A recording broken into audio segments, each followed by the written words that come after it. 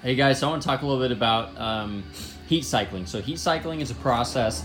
Anytime you replace your big bore kit on your bike, whether it's a 4-stroke or 2-stroke, basically it's a process that you're putting your cylinder rings and piston through to get them mated properly and broken in. So everybody has different methods. First off, some bikes, guys take them for years and they just fire them up and they run the hell out of them and they do fine. I've personally thrown cylinders on in a pinch and ran them 150 miles in a day right off the bat. No heat cycling, they've been fine. I will say with lower quality kits, it's more detrimental, or more important, I should say, to go through that process. Higher quality kits, you don't, I rarely personally follow the, proper procedure, or however you want to say it for break-in, but this is my process. This is what I do. So I start the bike up. This is all fresh, Honda Bond.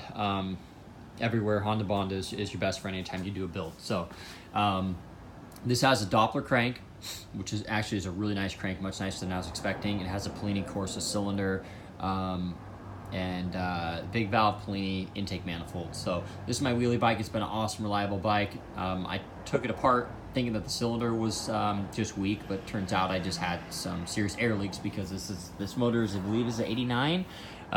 So the crank seals were pretty shot, and I just have been riding the heck out of it, so I didn't really care. So never overheated on me, but it just definitely wasn't running quite right because of those air leaks. So anyway, so I want to break this one in. It's been sitting over the weekend. With Honda Bond. Actually, it's been sitting since Friday, I believe. Yeah, since Friday. But what I do is I start the bike up. Before I start the bike, when I put the bike together, I coat the piston, the rings, the cylinder, the wrist pin, everything with 2-stroke oil from top to bottom. I just lather it all up, and then I kick it over a few times just to kind of move that oil around because you don't want to kick it dry. It's better not to. This bike on Friday, I just went to kick it just to roll it over, and it fired right up with like barely any pressure at all. So I have a feeling this is going to be a really good running bike. So course is pretty hard to beat, and I was running that OEM crank pretty hard, and the bearings and seals were from 1989. So anyway, so I start this bike up. I'll let it idle, rev it up a little bit, let it idle. It's that whole process of getting the bike warm, and don't be concerned about temps when you're doing this. It's a whole process of getting the bike warm and then let it completely cool down. I do this about 10 times. I'll do this over a course of a day. Just kind of let the bike sit and let it get totally cooled down, fire it up, do it again, and then let it cool down. So I'll kind of show you. It's very, very simple. It's easy to do if you take your time with this. Some guys say do it 3 or 4 times. I do it, this is just what I do. I do it about 10 times or over the course of a day. It's not really crucial. Just do it as much as you want, basically. You're not going to hurt it doing it anymore. Let's see.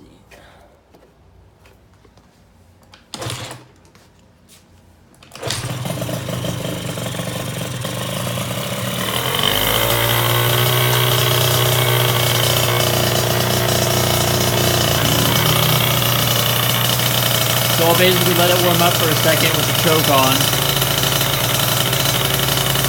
The CPs are a little cold-blooded. I haven't messed with the carburetor since the new cylinder.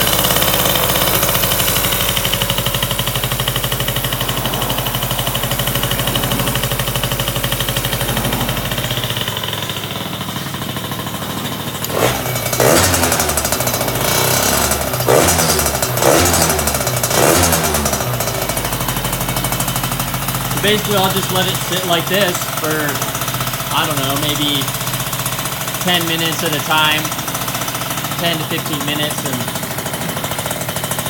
let it, we don't rev it up more than this when I'm heat cycling.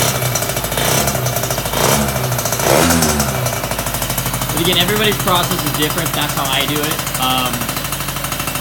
So I'll let it get completely warm, which takes 10 to 15 minutes. It's real smoky because the whole cylinder, like I said, everything's lathered with oil right now. But I'll do this all day today, and then tomorrow or the next day, I'll basically run it. I'll run the bike. I'll just run it kind of easy for, I don't know, as long as I can manage. Basically, as long as I can have some self-control, not wheelie this bike. So I'll probably heat cycle it and then just be a little bit easy on it for maybe a half a tank to a tank. You should do it for a tank or two, but I don't myself. So and I've never had a problem. My bikes all run really good. They all have good compression. So the other thing you can do too, if it's kind of cold out, you can actually put a piece of paper. You can heat cycle with the fan shrouds off just to make the process go faster. Or sometimes I'll put a piece of cardboard over this opening here to kind of raise the temperature faster. If it's colder here, it's going to be probably 80 to 85 degrees today, so there's really no point in doing that. But like I said, temps don't really matter. I wouldn't be too concerned about temps.